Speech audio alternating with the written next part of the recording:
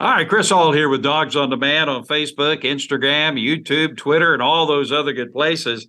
And the busiest man in sports, I suppose, is with us today. And we're so happy to have Rusty Mansell. Now, Rusty, I had your introduction on Yep. our program down pat. I had it down pat, had it memorized, Yep. didn't have to look it up. And now here you go changing stuff and you're doing all kind of different stuff. So Man. you're going to have to tell me right now and tell everybody exactly what you're doing. Where can we find Rusty Mansell these days? Well, I had a great run at 24/7 Sports. It was a great company. They were very good to me. And for 12 and a half years, I think I was the third employee ever hired at that company. And, I was there from the start. I was there actually 2 months before they even had a website, so for 2 months, I'd hit the jackpot. I was getting paid and I couldn't work. They were like, here's your pay. Don't go see anybody yet. I was like, okay, I'll enjoy the summer then. So great company to work for. But now I'm with On3, and that is the new venture of Shannon Terry, who started 24/7 and sold it to CBS. So this is his new company, and he gave me an opportunity to buy the Georgia site, and I did that along with a couple of business partners. One of them being Jake Rowe, who is a longtime beat writer. Everybody kind of knows Jake in the Georgia market, and we got a little small group that we purchased this website, dawgshq.com, and a little logo there. So trying to get some more gear in, but it's been unbelievable. I really do the same thing. I cover Georgia football, and I cover still the state of Georgia for the On3 network. So never was giving that up. Really, nothing changed. I just went to a different company, and now my name's involved, the LLC. So, kind of a lifelong dream. And when Shannon approached me about that, I was like, man, are you being serious? And he's like, yeah, you've earned this opportunity. I was like, I'm in. So it's been awesome. Been a great first month. I just looked at the numbers, kind of blown away. And man, it's truly a blessing. I know people say that sometimes and not the meaning behind it, but man, I laid in bed last night at, midnight thinking, how did this little kid, that started following recruiting when I was 13, 14 years old. Like how did I get to this point? But I'm here. Well, you do a great job. Quality is rewarded, and you do a great job. And, we follow you because we know you're going to give us the up-to-date information, especially on Georgia football, and also accurate information as well. And so, I'm so happy for you in this opportunity. And I'm always glad to connect with you and to be able to talk with you about that which we love. Yep. And that's University of Georgia football, especially. Yep. And so let's talk a little bit about that. Now, I've been thinking a lot about this. We're less than 100 days away from kickoff. College football season is approaching very quickly. We've never been in this position. Last year, this time, we were talking about winning the national championship, and we were so excited. And we kind of bandied around, could Georgia repeat? Could Georgia do it again? And lo and behold, Georgia did it again. Yeah. So back-to-back national champions. And now, as I look at all of these preseason polls, almost all of them have Georgia sitting at number one in the preseason polls, which are basically useless, but they're fun to look at. Yep. So as we sit here now from this perspective, as Georgia enters into this next season, back-to-back national champions, is there any reason for us to think that they can't do it again? I mean, it's kind of hard to believe that they would do it again, but is there any reason to believe that Georgia cannot repeat as national champions in college football this season? I mean, like most teams, they still have some questions, but if you kind of peel it back, the way I look at it, the way Georgia is built and how good they are on the offensive line and defensive line, and that's what kind of separates them. And I said this yesterday in an interview, somebody's going to have to out physical Georgia to beat them. You're not going to finesse Georgia and beat them. So when I look at all the teams, Alabama's certainly built that way. Ohio State is certainly built up front like that. You look at USC, for example, they've got all the pieces, I feel like, on the outside. But when they played a physical team in Utah, they got kind of pushed around. So do you really, and let's be honest, I was there, not sure if you were out there, but TCU, they didn't want any part of that after a little bit, the physicality of Georgia. So somebody is going to have to out physical Georgia. It does not mean they cannot have a game. We all know the Kent State game. We all know that Missouri game. You know, they didn't look like world beaters, so they're not perfect. But to say, does Georgia have a chance to three-peat? Absolutely, they have a chance. They have a great chance to be a three-peat national champ, which is, I don't know that any Georgia fan could ever sit around and say, man, I can't wait till one day we three-peat. Like, it just doesn't happen, you know? So we'll see. They got a great opportunity to make some real history. Yeah.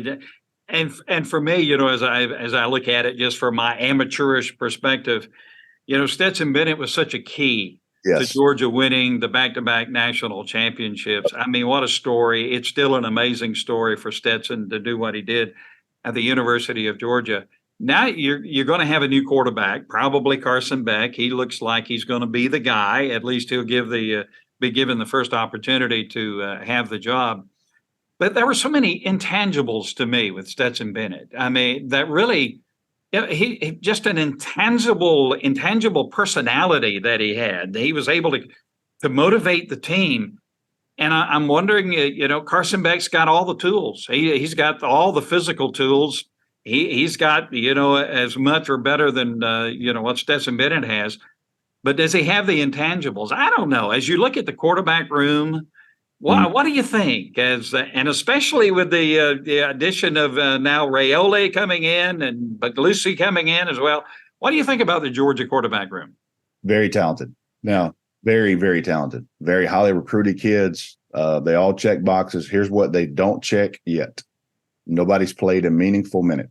Yeah. And that's reality. Nobody, you know, my saying on that is nobody has been the Georgia quarterback on a Monday, knowing you're going to play South Carolina on a Saturday in prime time, and have to, you know, field the questions all week, do the preparation all week, you know, feel that pressure of playing a big time SEC opponent type, you know, much less going to Knoxville at the end of the year or going to Jacksonville, you know, that early South Carolina game. Nobody has kind of stared down the barrel of that. So it's all going to be new, you know, and I'll say this, you know, going into that Arkansas game, in 2021, was it 2020? Stetson Bennett was an afterthought. You know, nobody was sitting around thinking, man, if Stetson Bennett comes in the second half, we'll be good to go for the next 2.5 years. So you just never know, you know, how things are going to work out. But right now, I agree with you. I think Carson Beck, who has a huge arm, incredibly accurate. You know, people kind of knock him a little bit, say he's not Stetson athletically. He's not. He's just not. But you know, he's not a statue back there. He can move enough, but I think his anticipation, what he sees defensively, you know, he can get the ball out of his hands before you get to him. That's kind of his strength. Yeah. And as you say, he's got all the physical tools, and he can, you know, it could be one of those seasons where he just comes on the scene. And if that happens, I mean, here we go with Georgia certainly on the brink of having a fantastic season. So Carson Beck sitting up there. As you look at the quarterback room, the quarterback situation now, just do a little recruiting, talking a little recruiting. You have Raiola coming in. You have, you know, Puglisi coming in as well. Is somebody... I spent 2 days with him, so I had to ask him this. So it's Ryan Puglisi. Puglisi, okay. I'm a South Georgia boy. I struggle with his name sometimes. I had to ask him. Yeah. So, are we going to lose one of those quarterbacks? You think one of those are going to go into the one of the guys in the room right now? Are they going to go into the transfer portal? What do you think? Well, odds are, yeah. I mean, the way he is. So but you know, here's my thing. What if Carson Beck has a great year and he leaves? So then the quarterback job's open again, and you're probably not at that point thinking Dylan Raiola or Ryan Puglisi is going to be the guy. So then right off the bat, so you're sitting here, you're like, you got Brock Vandagriff, who has, you know, Brock Vandagriff, does he stay if he doesn't get the job? Gunnar Stockton's there. So it could be, you know, next January, we could be talking about, we're going to look at a spring practice battle between two freshmen, then Brock Vandagriff and Gunnar Stockton. So it's just the Georgia court. I know Kirby's probably, you know, motto on this: if you don't have one, you're gonna get fired. Yeah, so they're gonna put them in a room and let these guys battle out through the spring and see who can get it. But right now, I'm with you. I kind of think Carson Beck's the guy going into fall camp, and I think it's going to be his for a while. But Chris, when you look at the schedule, you got UT Martin, you got Ball State, a few games like that. They can play multiple quarterbacks and see how these guys do on a Saturday, in between the hedges. Yeah, they can kind of ease them in, the early season schedule. And, and Georgia had Oklahoma scheduled, but the SEC stepped in and said, no, well, let's don't do that because Oklahoma's coming into the conference. And so, they're getting hit a little bit with the soft early schedule. But hey, that can play to Georgia's advantage to get some of these guys settled in. I'm kind of like you. I was studying the offensive line. My word, Georgia is so loaded on the offensive line, and the offense has such a potential to just be fantastic for this coming season. What about on the defense? Georgia loses so many weapons on the defense from year to year going to the NFL draft. What do you think as you kind of study the defense of Georgia this year? Going to be another top-notch defense? What do you think? Yeah, I think so. I mean, listen, you're not going to have a Jalen Carter. You just don't. Those type of defensive linemen don't come around often. And so, first of all, you're not going to replace him, but you got to kind of do it by committee with players. And you look at guys like Warren Brinson and those type of guys who are highly recruited players, like it's their time to play. You look at Jamal Jarrett, who is a highly recruited defensive lineman who's been on campus now, 4 or 5 months. Can these freshmen, Georgia typically get around Florida around that bye week, those mid-year defensive linemen that, it kind of starts clicking like, this is what I got to do to play here. Yeah. And you look at the run Georgia made to the national championship against Alabama that first year, when they inserted Jordan Davis, as a freshman at Florida week, it kind of turned them around a little bit. So you look at a player like that, and it didn't put him in till early on. It put him in a little bit later, but he was a contributor as a freshman. So, challenge people, don't write off kids if they're not playing the first month, because it's a long season. It's a grind. And these kids can help with depth as the season goes on.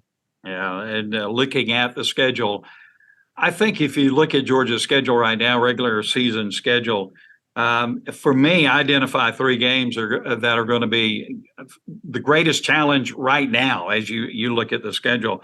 The South Carolina game on September 16th, and then the Georgia-Florida game, and then that Georgia-Tennessee game on November 18th. You look at the schedule and especially the SEC games, those 3 seem to be the ones you mark on your calendar. Do you agree with that? Well, a sneaky team now is offensively because things you can do and be creative, and they got some quarterbacks. What can Ole Miss do? What can Ole Miss do coming here first time? Lane Kiffin, what kind of character he is, and Twitter and all these other things. The man can call plays, so he's going to stress you a little bit, but. I'm not sure Ole Miss is built up front right now to again out physical Georgia, and but Ole Miss is a game I think people are kind of not talking about. Listen, you and I, nobody was talking about, hey, that Missouri game is going to be one to watch. I mean, they quite frankly almost took an L there. So you got to watch every SEC game. But I agree with those 3 games are key. But I think the Ole Miss game is one that people are kind of letting it slip under the radar a little bit. And you never know about Auburn. I mean, you really Hugh Freeze is a good coach, and you never know what he's going to get out of Auburn. That'll be an interesting game too in Auburn, right? Yeah, well, you and I have grown up knowing Auburn, and that's always a physical. Like you play Auburn anywhere, anytime, they're going to be physical. Right now, I'm just not sure that roster's built like that, and it's going to take Hugh Freeze and them some time. So.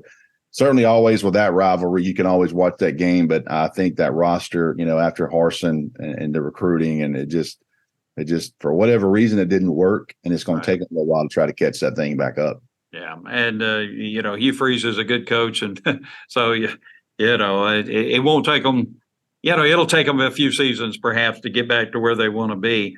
Now, the SEC meetings have been going on.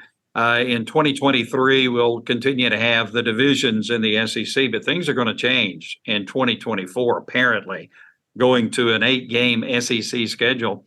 And from what I understand, only one rival game right now is on the table, one consistent, team that each team will play each year, I guess identify as the rival game. What are you hearing about how the schedule is going to change?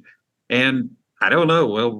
Who's Georgia going to lose? Is it going to be Auburn? Is it going to be Florida? Who's it going to be, you think? And I would have a hard time thinking that Georgia, Florida is not a game. Yeah. It's like the national game of the week that year. Every year that weekend, CBS always locks it in as a 3:30 game, and they're confident it's going to be a good game. So I would be, if you got to pick one, 2024 is going to change college football forever. Yeah. The playoff starts. Texas A&M, Oklahoma come to the SEC, which is crazy. UCLA and USC is going to the Big Ten. I mean, I don't know how that happens. So, like it or not, traditionalists or not, 2024 is going to the college football landscape is going to blow up. It's going to be a totally different new thing. We don't know how it's all going to work out, but the one thing I tell people that get kind of panicked is, listen, all I know is Georgia's going to have a good team, and they're going to have a chance to be there in the end. And in an expanded playoff, to me, is an advantage to the SEC, because there's been a lot of good teams that get left out every year out of this conference. And when they expand that thing, it's going to be those hiccup games. You can still survive those. If we expanded playoff, Alabama's in last year. So things like that. Yeah. And Alabama, they in the bowl game, obviously they played great. They would have been trouble. Alabama would have been trouble in the playoffs. Right. Certainly for next year. So, tell me some things that we haven't talked about that you think are important, that we need to know as we approach for Georgia, and not just, I guess, beyond Georgia for college football. I think I spent 2 days in Nashville. We just did an On3 NIL Elite Series, and we're all learning about this. Kirk Herbstreit was one of the keynote speakers. He was great. The thing I learned, Chris, is we're still in the infancy age of this NIL, and parents are just so confused. Players are so confused. People are throwing numbers to these kids. And, KJ Bolden, who's a 5-star #1 player in the state of Georgia, we kind of talked to him, and he said, man, I had a school telling me, hey, you're going to get a couple million the first year. And he was like, man, that's crazy. You're not going to pay me a couple million. Like, you got a lot of me, so that part of it kind of worries you a little bit about the game and where it's going. But on the flip side of that, I mean, we cover a team. We cover Georgia.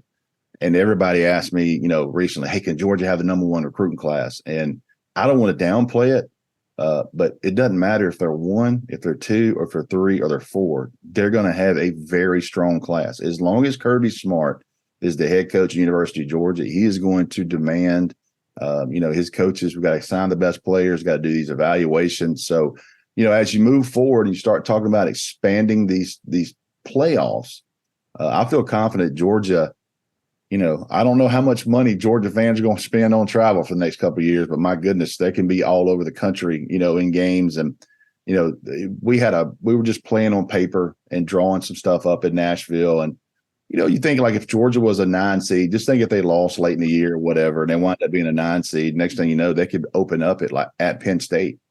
Yeah. Like that. How cool would that be to see that, Oh, by the way, in like December, it wouldn't be absolutely humid up there. You know what I mean? So yeah, I know.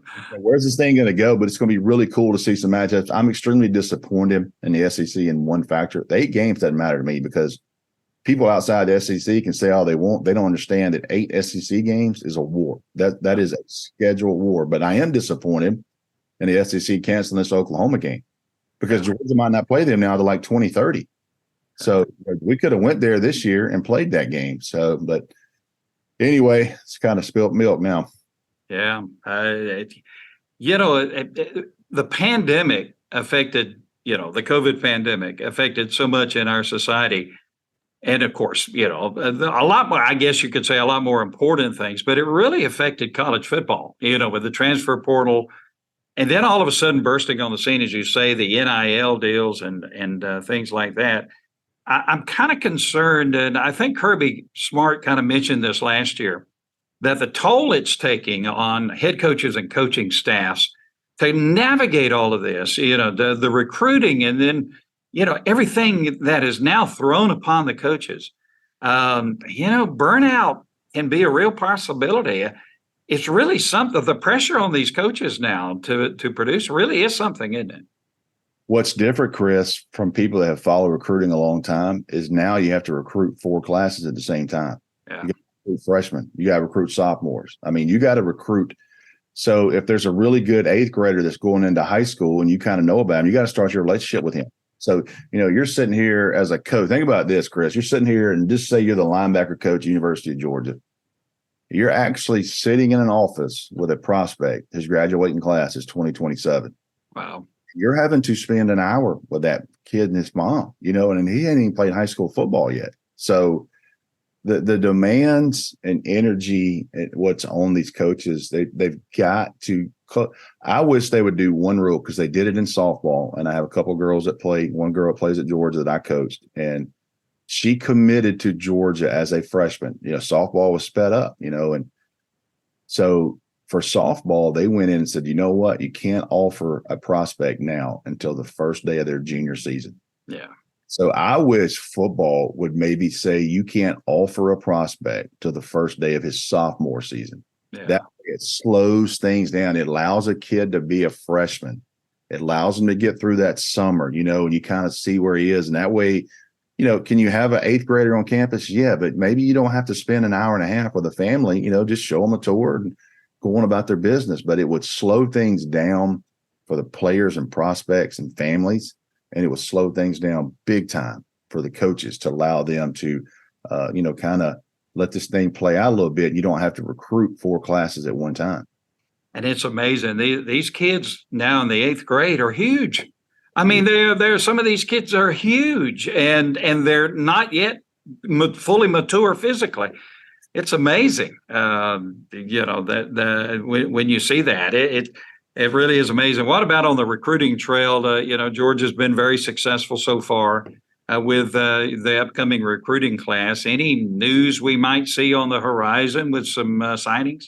Well, it starts today. Georgia's got 16 official visits that start this afternoon.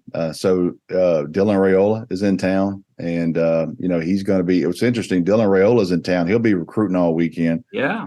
And next weekend, Ryan Puglisi comes in with another group of players, and he'll be recruiting all weekend. So, I talked to Ryan up in Nashville. He's at the event with his dad, and I said, "Have you and Dylan talked?" He goes, "Oh yeah, we've already shared some texts. Like we're working together to try to bring the best guys in this class." And I asked Ryan, I said, "Man, I know people come at you, all these schools. What's your why do you tell them you're sticking with Georgia?" And he said, "Look, man." Georgia was upfront with me from day one and said, we're going to take your commitment, but we're telling you, we're going to take 224 quarterbacks. We've got to. Yeah. So that message with them, they were consistent the entire time. They kept telling them, we feel good about Raiola. We're not going to lie to you. We think he's going to be in this class as well. So he just said, look, the roster at Georgia, I know there's pieces there. They've got offensive linemen. They've got defensive linemen. We'll play in big games. He goes, I'm going to go to Athens and take a shot at winning this job. And that's kind of his goal. So I was very, very impressed with meeting him. And, he's a good quarterback. I've watched some film on him, and, I mean, this dude can play. Yeah. So we had Matt Godwin, who was the former director of player personnel. This guy sit side by side with Kirby Smart for 5 years. And he just left to take a corporate world job. And I'll be honest with you, some of the strains of everyday recruiting kind of wore on him. So, but I asked him, we had him on a podcast on Dawgs HQ. And I asked him, I said, tell us about Ryan Puglisi. He said, Rusty, the day he worked out, it was jaw dropping. He goes, I haven't seen anything like that since Caleb Williams in Athens. He goes, this guy has got a cannon. And he goes, he's athletic. And he goes, and then we see Dylan Raiola. So we're like, man, there's 2 in this class. And right now, and the way it looks, Georgia's going to get both of them. Yeah, that's amazing. It really is amazing. And like you say, and I've been kind of keeping an eye on it, they're out recruiting, throwing to receivers and that kind of thing. By the way, speaking of receivers, Georgia's receiver room, it ain't bad, is it? No, it's not bad. And they keep getting tight ends, but you look at like what they're going to try on the field this year with the addition. Listen, you lose AD Mitchell and you're not going to sugarcoat that. He's a really good player. When he was healthy, he was really good. But you look at Dominic Lovett, and if Dominic Lovett doesn't get hurt in that Missouri game, they might beat Georgia because they have no answer for him. Well, guess what? Now he's on their team, which is the world we live in. He almost beat you, and guess what? Now he's playing for you. So you look at Ra Thomas, who's a guy that came from Mississippi State, and then you look at obviously it starts with kind of like Ladd McConkey's that guy, right. And Marcus Rosemary St. Jack's a guy that he's had a really good spring, but I think the wild card that really nobody's talking about, if he can be healthy, if this guy can stay healthy, and he's had issues, but if he stays healthy, man, Arian Smith might be the fastest player in America. Wow. So with Todd Monken, we loved him, and how Georgia produced offensively. Mike Bobo, more of the same? Are we going to see more of the same? Any kind of nuance of difference in the offense, you think? I love the fact, now he'll have some different wrinkles, but I love the fact that when Kirby spoke, and I think Mike Bobo spoke at a coaching clinic, I heard that they didn't change the terminology. So they kept the terminology so the kids didn't have to learn. So Mike Bobo might call a play at a different time, but the terminology and the words are still the same. So Mike Bobo coming in, working under Monken, learning that was invaluable to him. And you think about this too, Chris, nobody else had to learn anything. The coaches in the room, Stacey Searles, Todd Hartley, Brian McClendon, Dale McGee, they didn't have to learn anything else either. They already know the offense. They know the words. So really, there was no wasted time there with install in the spring. It's just, okay, we got play sheets, we got play calls. This is what we call. It's the same thing. Listen, Georgia's loaded offensively. Yeah. Mike Bobo has done a lot with less. So we'll see. I still think Georgia's going to have a very explosive offense. It all comes down to quarterback play, Chris. I mean, at the end of the day, can he process after the snap? Can he make decisions? And how's this thing unfold? But the one thing I'm confident in, man, Georgia's offensive line with Cedric Van Pran, Tate Ratledge, Jamarius Mims, probably, Xavier Truss there at guard. Some of those guys, they're going to have some really, really Ernest Green out, probably going to play left tackle. A young man out of California, had a chance to watch him a couple of times at the All-American Bowl in San Antonio. And it's going to be, he was really the only guy there, which is ironic. He's really the only guy there that could block Michael Williams at all. Yeah. Michael Williams was just destroying people. And that's when I realized that guy is something special. Georgia's just loaded, and it's going to be a lot of fun to see Georgia play. Listen, you're going to be on the color analyst for Peachtree TV this year. You're going to add that to the mix? I'm not giving that up, man. I love high school football. Yeah. Got some great stuff. We're about to announce our next Georgia High School Football Hall of Fame class next Friday. I think excited about that. I think the votes came in, and there's 44 people that vote. The votes came in last night, and we had to revote. We had 6 guys tied, and man, I was just looking at that thing going, man, 4 of these guys are not going to make it, and they're like all Americans. So I'm excited about that. Well, now there's going to be certainly some Georgia Bulldogs will be going back in again this year. Last year, Hines Ward, Champ Bailey, Herschel Walker, Eric Zier, Matt Stinchcomb, all those guys went to first class. Yeah, unbelievable. All right, well, Rusty Manziel's been with us. And Rusty, you do a great job. We love following you and keeping up with, what's going on with you personally. And hey, your daughter, she's your star. Bless your heart. Yes. You went to work for my competition. I told her the other day, I said, look now, don't take it personal. I beat you on news. Well, you mean you don't share with your daughter? We got no. She's doing a great job. It'll be announced, I guess, a little bit later. She's doing an internship with Dog Nation. She loves those guys, and so she's gonna do well with those guys, and just look forward to watching her career and where it goes. She's got a good gene pool, to be in the business. Well, thank you, Rusty, for being with us today, and we look forward to talking to you again. Okay, thanks, Chris.